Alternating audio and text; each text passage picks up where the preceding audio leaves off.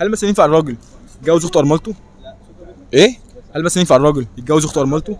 اخت ارملته ايه؟ مش فاهم. اللي هو مثلا اخت مراته اللي هي ماتت، اخت ارملته اللي هي مراته ماتت فاتجوز اختها. عادي ينفع. يعني اخت ارملته عادي يتجوزها؟ ينفع. ممكن برضه يخش عليها في الحرام عادي. خش عليه في حرام؟ عادي. انت اسمك ايه يا اسطى؟ لا بص تفرق. اه يعني مسلم؟ ايوه مسلم. هو حرام ازاي؟ بص اقول لك على حاجه. حرام الحرام هو حرام فعلا، بس يعني فاهمني اللي هو مثلا دلوقتي كنت بحب اختها واتجوزتها هي. فخلاص. طب انت مثلا يعني ايه ممكن اطلقها واخش على اختها عادي.